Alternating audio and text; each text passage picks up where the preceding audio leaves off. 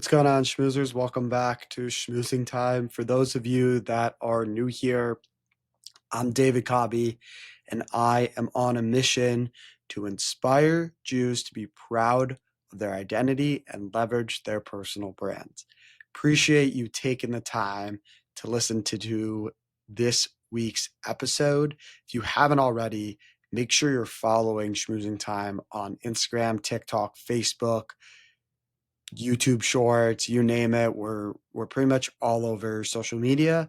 And make sure you're following the show on whatever platform you are listening to this episode on. In this week's episode, we're going to be talking about building your personal brand for 2025.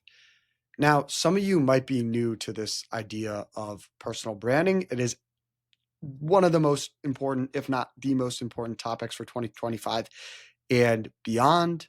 If you want to learn how to stand out, this is a great episode for you. It doesn't matter if you're not a business-minded person or marketing-minded person, whatever it is. I'm going to teach you how you can stand out within your competitive marketplace. So you see, personal branding in 2025 is no longer just about being seen. Everybody can create a reel now. Everybody can post a day in the life now. Everybody is at this point in their lives very tech savvy, and you can access recording tools, video editing tools very, very easily. With AI, right? It speeds everything up. It makes accessibility so easy to get your hands on everything. But what does that mean for you? It means you have a lot more competition to try and get to the top of whatever the fuck you're doing, right? So how do you stand out? That's a great question. How do you stand out? Today we're going to talk about what that means in the scope of personal branding, kind of what's new with personal branding, and some simple steps that you can take to build your unique brand. So AI, it's a blessing for some, a curse for some people, depending on who you are, but you should be using AI. In fact, I'm going to be honest here.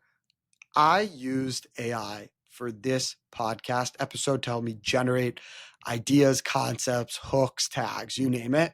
AI is my best friend. It helps me so much with writing content, coming up with hashtags, coming up with captions, all this stuff. You should be using AI for whatever you are doing. And I know some of you that are still in college who are banned from using AI, and like, I get it, but you can use AI in other ways that might not get you in trouble per se. So one of the best ways that I use AI to help me be more productive is emailing.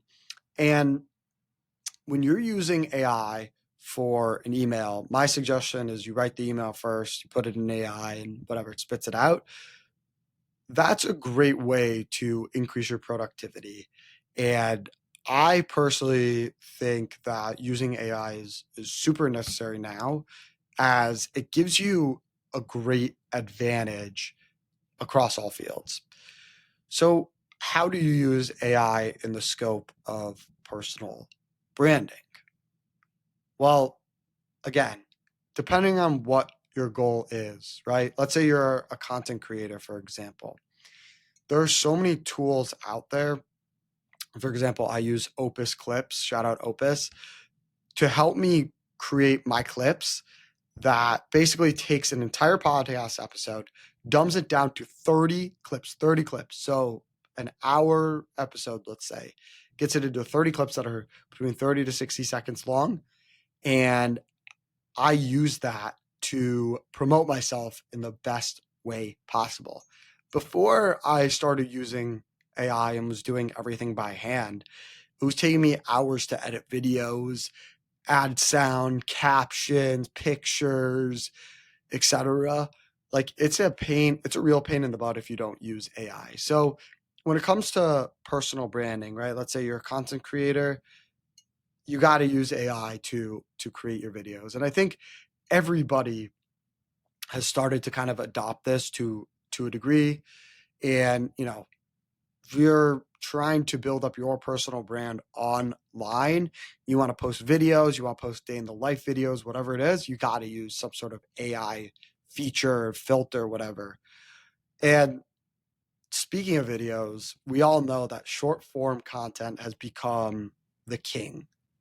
And it's so now, especially, I mean, if any of you have been following this podcast, like I, for one, have not been able to get as many views as I should because there's so much short form content on Instagram, TikTok, Facebook. It's across every single platform. And now LinkedIn too. You'd think LinkedIn, a platform for business and more professional content, wouldn't have the short form content part, but now it does. And it's honestly, it's made things a lot more competitive. And when it comes to creating that content, it's so hard to really separate yourself. And for me personally, like I haven't even began to separate myself from the rest of the pack because my content doesn't stand out as much as other people do. And I'm also a newer podcast. I don't have as big of a following. So, but I think one way that like I'm trying to solve that is being more authentic. And yeah, it's very cliche to say, I'm authentic. I'm authentic. To a degree, everybody's authentic. But how do you really separate your authenticity from the fake authenticity, let's call it?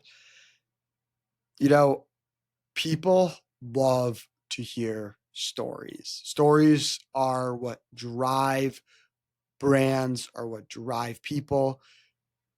People don't buy a brand that doesn't have a good story. Sure, you might buy a Ferrari because it's a cool car and it costs a lot of money and very prized possession. But the story behind Ferrari is what makes you buy it. The story is that people that have money, that have luxury, buy this really fast car, and you buy that car not only to fit in, but also because you really like the story. And from a actual brand perspective, from a company brand perspective, that's that's great. But that's also the same. The same thing applies to a person. When you decide to accept a request on Instagram, Facebook, whatever, you're buying into that person. So there's the element of like, yeah, actual brands, they have a story, but you too, you also have a story. And for you to share that story with other people is really important, and it really sets you apart. Which kind of ties into the next topic that I want to talk about is the essentials of a strong personal brand. If you're not a marketing major like me, you probably haven't heard of this idea of a unique value proposition. And a unique value proposition is essentially a 30-second to a minute or a couple sentences pitch about yourself. And the key to this is you want to know how to serve your audience. So, for many of you out there that are working in corporate America that are trying to get an edge, who is your audience? Your audience is obviously your boss, your boss's boss, the people you work with, etc. How do you get that edge? There's a lot of different ways you can approach this. And this, by the way, all ties into who you are, your story, and your personal brand. For example, if you're a funny guy, right? People are gonna like you. They're gonna resonate with you. They're gonna laugh with you. That all ties into personal branding. You might not realize it because again, this idea that personal branding is so formal. It's not. It's not formal at all. Everybody has a personal brand. Some people choose to share their personal brand. Some people don't choose to share their personal brand, but everybody has a brand. So your unique value proposition, sure, you don't have to have it written out in in writing. But off the top of your head, it should be, who are you? For my unique value proposition, it's, I'm David Cobby. I'm a proud Jew. I'm very passionate about my podcast and networking with other people in the Jewish community and helping people build their personal brand. That is essentially my unique value proposition. Go find somebody out there that has the exact same value proposition as me, and you won't. That's what sets you apart from other people. Again, you don't know when you're going to need to have that on deck, but it's important to craft a unique value proposition. You need to be able to share your story. And sharing your story is really the essence of personal branding. It's the core of personal branding. If you don't have a good story, people aren't going to buy into you. So why do people buy into my story? Well, there's a number of reasons I think people like my story, my podcast. One of the reasons why people, I think, buy into this podcast is because I'm I like to give the floor to people and let them talk about themselves. So, one way to look at my story is I am very giving in the sense that I'm doing this podcast completely for free at a loss. And I want people to share their platform because I think it's important in the Jewish community. Another part of my story is that I'm very passionate. And passion, I think, trumps really everything there is in the world. If you haven't seen it already, I'm extremely passionate about this podcast. Why? Because I want to make a difference within the Jewish community at a different angle. People are so caught up in the Israel, anti-Semitism, you name it. There's so many things that are going on in the world that are bad for Jewish people right now. And it's so easy to focus on the negatives all the time. The goal of this podcast is to kind of deflect away from that negative. And I hope that I'm able to share that through my story. I've always been a positive person that likes to look at things with a positive lens, which is why I often talk about everything that's going on with the Jewish community now. It's very easy to look at it and say things have gone to shit. Absolutely. Things have been horrible. But it's also made us a stronger community. So my story is that I like to think, at least, like I'm very selfless, I'm very passionate, and I like to be a positive person and think positively. All those things tie into who I am and how I promote myself. Now, finding the right audience and the right people to listen to this podcast is kind of my mission. I have not been able to get to that mission yet, and which is why I keep putting out episodes. If I got to that mission, I would, you know, not be working my butt off to keep cranking out episodes. My ideal audience is people that are proud Jews and that are passionate about themselves. I don't think enough people are passionate about themselves. It's very easy to go through life and, go through the motions. You wake up, go to school, come back, do homework, go to bed. You can do that 5 days a week. Weekends, go out partying, drinking, whatever. It's easy. I've been there before. I've been there. Now, if you're like me, you're new to the working world. Wake up, work, go to the gym, come back, go to bed. It's easy to get caught up in that cycle. And that cycle takes away from your passion. And that's concerning to me because I want everybody to be as passionate as I am, because when you're not passionate about yourself, it's very telling. I bet each and every one of you listening to this episode right now can think of one or two people that are absolutely not passionate about themselves. Are they enjoyable to be around? Absolutely not. No, they're not. I don't like to be around people that aren't passionate about themselves and what they're doing because they're just not exciting. I want to be an exciting person. And a way to be exciting is making yourself stand out, which is exactly why I'm doing this podcast.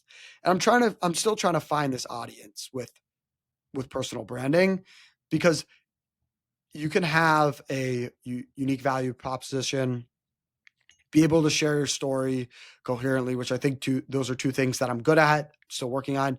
But finding that right audience, that's where I really struggle, and I hope to continue to build on this audience for 2025 and beyond. And kind of that final piece to that is this idea of consistency. It's a idea that keeps getting thrown around again and again and again. And I think it's really true that consistency makes the biggest difference in the world. My favorite podcaster, Ed Milet, talks about this idea of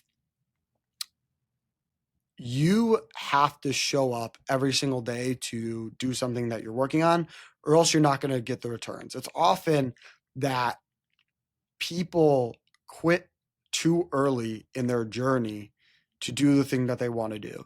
So think about something that like you really want to do with your life. Do you want to be the best doctor in the world? Do you want to build the biggest nonprofit in the world? Do you want to get rid of homelessness? Do you want to make a difference in social justice issues? How are you going to get there? You get there by continuously working and being consistent. Now, you're listening to this podcast as you know, me, somebody that's done absolutely nothing, right? I have zero total podcast accolades. Sure, my guests have been phenomenal, and I'm very grateful for everybody that's come on my podcast. But what is my podcast relative to other podcasts? It's nothing.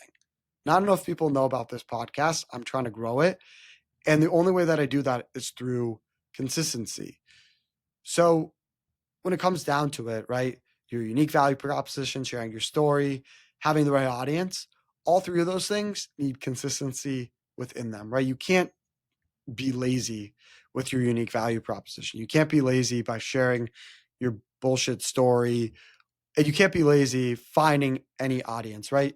The only audience that you're truly going to find is the audience that's right for you. If you have a bad audience, right, when you're trying to complete your mission, you need to find the right people to help you.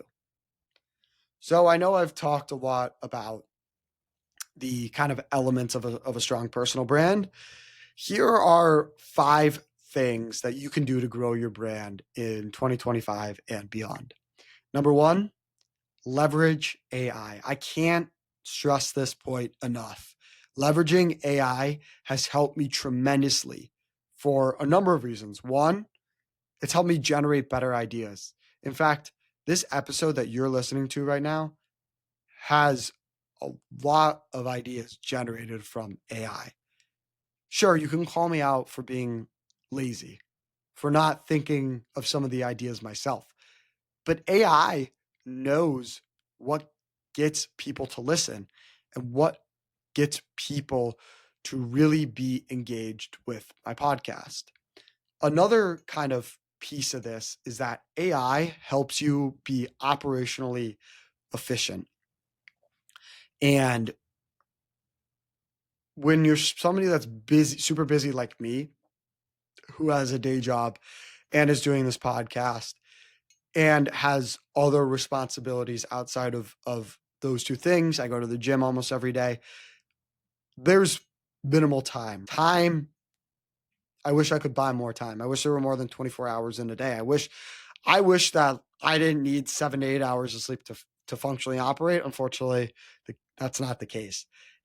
To leverage your brand and you want to get recognized quickly by whatever your mission in life is, you got to use AI in some way, shape, or form. And we're not even going to touch on the content creation part of AI and how AI creates better content than what a Joe Schmo editing videos can. It's actually phenomenal what AI can do. The second thing is investing in yourself. I think this is a really big topic that not a lot of people understand. But what does it mean to really invest in yourself?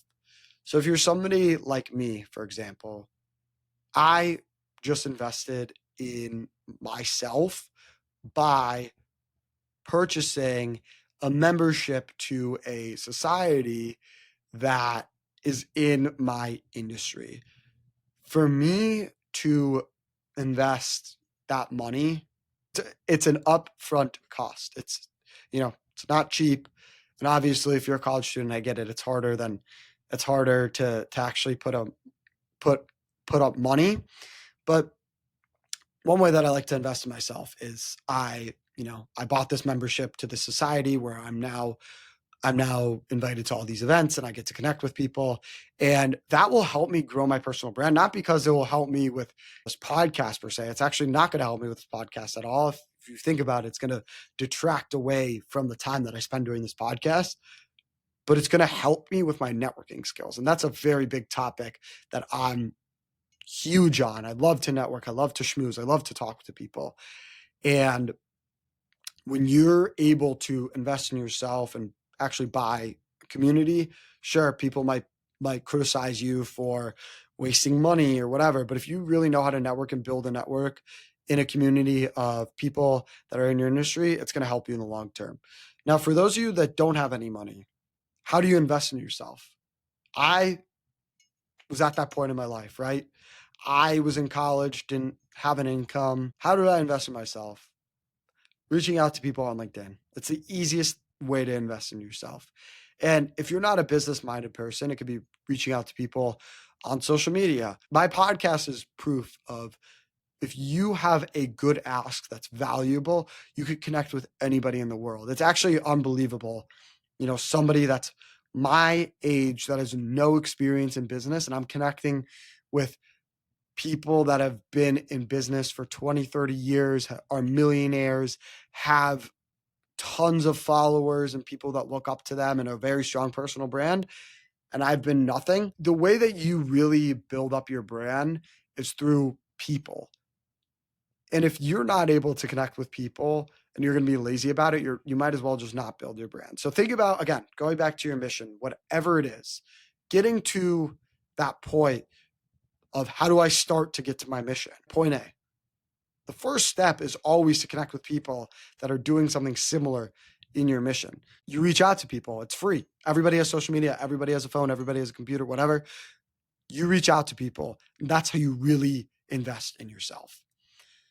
Now the third thing that I want to say kind of ties into this is creating value. How do you create value? So one way that I create value when I reach out to people, and this has a pretty good success rate, is I research people before I reach out to them. That's kind of my key to being able to accumulate all these guests is I reach out to them or I research them and I see what they're doing and find a little tidbit point that's interesting, reach out to them, ask them about it. And that's how I get them on my podcast. So when you're cold reaching out to somebody, right? Let's say, for example, you want to learn how to build a business and you want to reach out to, I don't know, Elon Musk. It's a hard feat, right? Reaching out to him, obviously, I get it. He's probably not going to respond. But how do you find value in reaching out to him? Maybe you get connected with his assistant or somebody. I don't know. You are able to find value by reaching out to him with something that he needs. Just today, it's funny enough while we're talking about this, just today, I was, reach out to somebody on LinkedIn. They responded to me and were like, oh, funny. It's funny that you're reaching out to me now because I'm looking for a podcast to be on. Crazy coincidence? No, it's not a coincidence. People want other opportunities to build their brands and find mediums of creating value. And proof is in the pudding, guys. If you reach out to somebody, right, A, you have to create value for them, but also B, they might be looking for value too. So it's a two-way street. So you shouldn't really be afraid. And this is one that I really struggle with. The fourth thing is engaging with your community. Um, you know, I think I'm starting to really refine my community, and a lot of my community is commingled from my guests. But I try and engage with my community in many ways by responding to comments, saying thank you to people that follow me, people that listen to the podcast. There's a lot of different ways that I truly want to build genuine connections with people. And I feel like I've been able to do that with my guests. A lot of my guests I keep in touch with after the podcast. And, if you listen to my first solo episode, I talk about how this podcast is really for me to build a brand and a network.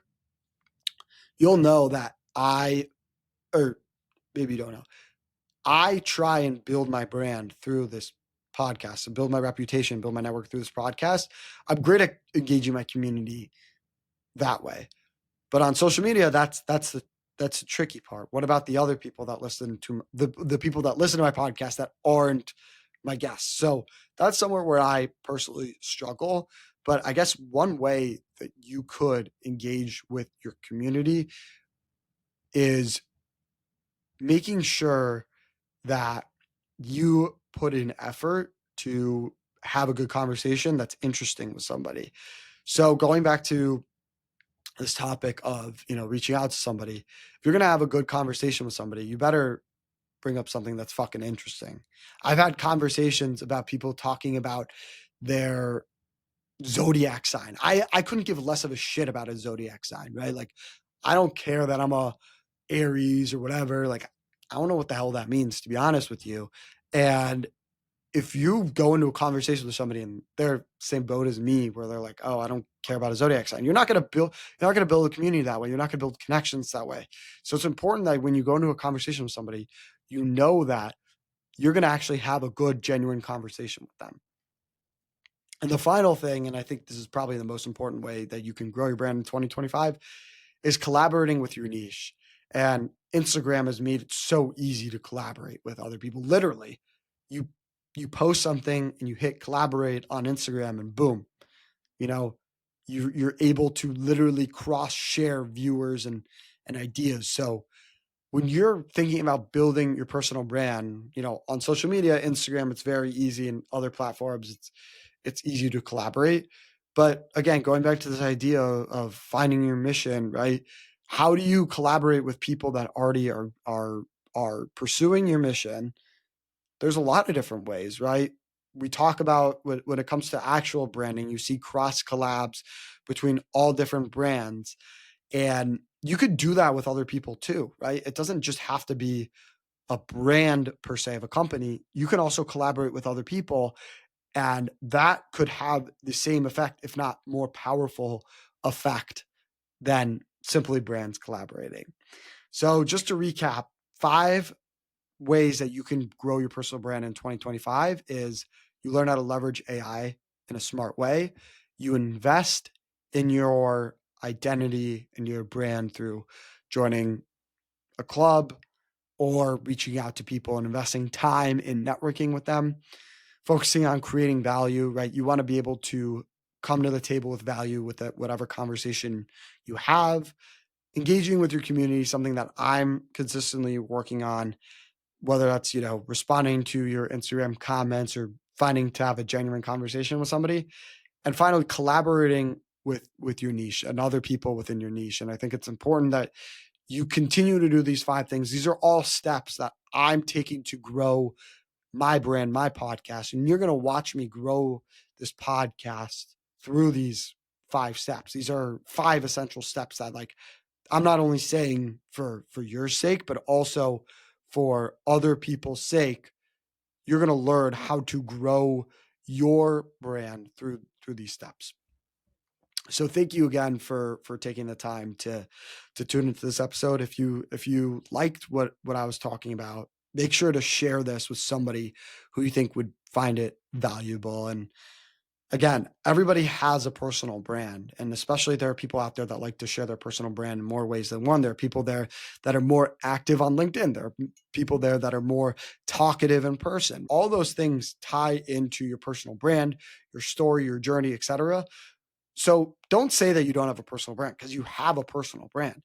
You just don't know how to leverage it correctly. You don't know how to share your story correctly. And that's why I'm doing this podcast, guys. I'm going to teach you how to share your personal brand correctly, and you're also going to watch me do it. So thank you again for tuning into this week's episode. Share with somebody. Also, make sure, I know I said this at the beginning of the episode, make sure we're following on the socials, on platforms. Until next time, keep schmoozing.